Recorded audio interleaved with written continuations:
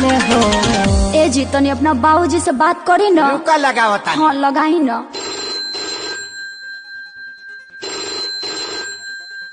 हो पप्पा हम बियाह कैले लियो। का बियाह कैले लिए हमरा ले बतैले। तू बियाह कैला तो हमसे बतैला नया बतैला तो हम कह के बताई।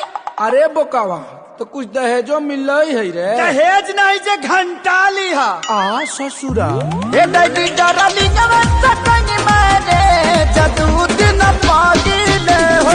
जूता से पिटाई दे मुहा पावन मिली तगे जसा फप पागिले हो। जाने का नहीं। अरे दादा मुर्गा बुलाता है मगर जाने का नहीं। और कोरोना बीमारी के डर से मुर्गा मीट खाने का नहीं है। अरे दादा बहुत डर लगा।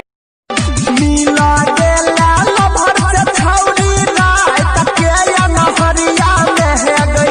रात के या नहरिया में सुनना रात के या नहरिया में चुम्मा ललको दीपता छौरा 3 बजे भर हरिया में चुम्मा ललको रजुआ छौरा 3 बजे भर हरिया में चुम्मा ललको सुमितवा छौरा।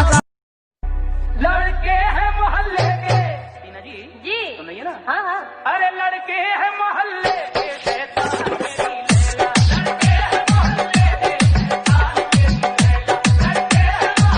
के गूगली एक गाना सुनाओ ना। कौन सा? वही दिलवाले दुल्हनिया ले जाएंगे। नहीं ये गलत गाना है, मैं नहीं सुनाऊंगी। अरे पागल हो क्या? गाना कैसे गलत हो सकता है? क्योंकि असल जिंदगी में दुल्हनिया दिल वाले नहीं सरकारी नौकरी वाले ले जाते हैं।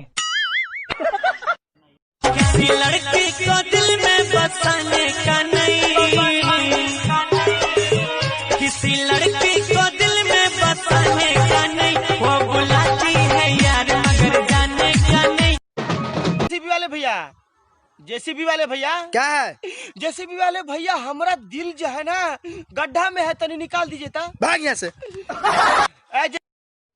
ते हमार पैसा ना देबे नु तो हम खूबे हड़ा हड़ा गरियाए ना देम का करबे ते ना देबे ना तोरा माई के का कलिए कुछ ना तेरा माई के प्रणाम प्रणाम करी प्रणाम प्रणाम प्रणाम।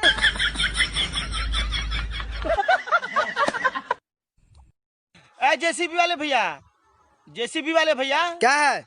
जेसीबी वाले भैया हमारा दिल जो है ना गड्ढा में है तनी निकाल दीजिए ता। भाग यहाँ से।